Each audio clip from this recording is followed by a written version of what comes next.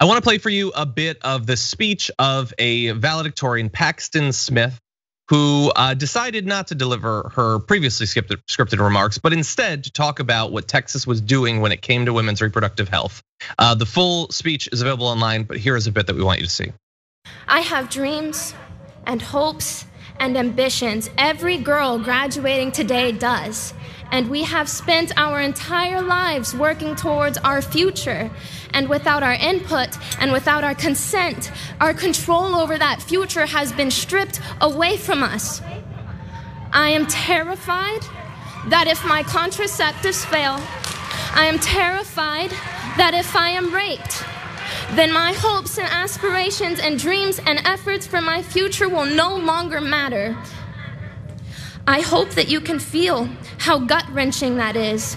I hope you can feel how dehumanizing it is to have the autonomy over your own body taken away from you. And there's a lot more where that came from. She's gotten a very positive response. What she says is very honest and very real, very timely, considering the insane anti-abortion law that Texas just passed. Where effectively you better deal with the pregnancy before you're likely to even know that it's there, or else you're gonna be banned from doing so. So yeah, loved her comments. Jason, what'd you think? I would agree, I loved her comments as well. And this is just a very clear and it's very indicative of how present Gen Z and younger millennials are and what's happening around them, what's going on in the world. I mean, this is a valedictorian of her class, right? This is someone who has spent the last 4 years busting her ass to be perfect academically. And that requires a lot of being present in what's going on and having the wherewithal to know right from wrong. And as a woman, right? As a woman, she's saying, I have worked hard to be in this space. Mind you, I'm also a human being that may want to get my freak on from time to time. And contraceptives are 99.9% effective, or allegedly, but that 1% could be, I could be a victim of that 1%. So in the event that 1% is victimizing me, I should be able to have the freedom to make the choice to do what's right for my body. And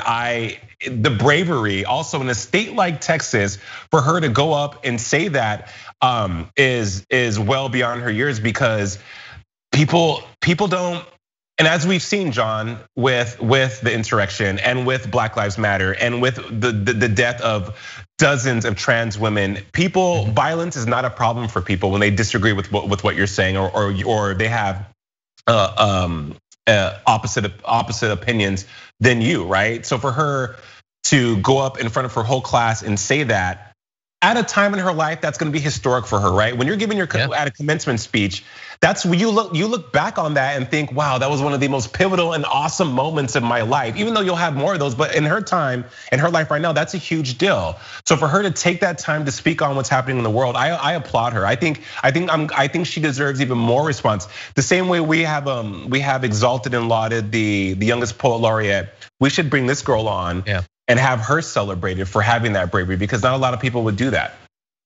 Yeah, she could get in trouble with her family. She could get in trouble with her school. She could get in trouble with one of, I assume, the many colleges that accepted her. This is Texas, like she could get in a lot of trouble. Definitely is getting death threats, rape threats, and all of that. There's no chance in America, in Texas, with our internet that she's not getting that. And she knew all of that before she did it and still did it. She used her opportunity to speak eloquently and honestly about that experience. And we have potentially a country full of people like her, of women like her, and our politicians, mostly Republicans, but not entirely, just want her to shut up. Just shut up, just go and don't do it. Like, imagine how self-destructive a society to just continually dice up our population into groups that we want to just press down and shut up. Don't say anything, don't create anything, don't make anything. And that's what we do. It's very Handmaid's Tale. It's very Gilead. It's very Gilead, very Handmaid's Tale. And again, the question I always pose, John, and you guys watching at home is, what is the threat of her having that stance? What is it?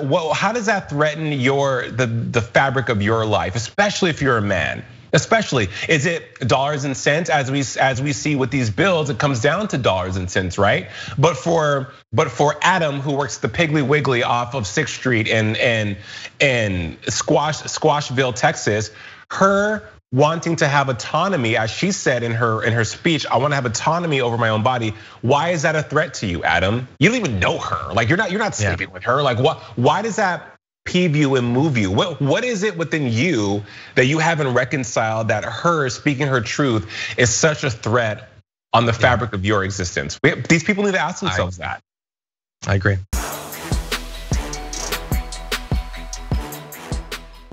For more political news breakdowns, interviews, stories of activism, and me trying my hardest to care about the occasional big celebrity news story, subscribe to our YouTube channel at youtube.com/The Damage Report. And you can ring the bell wherever it is so you don't miss anything.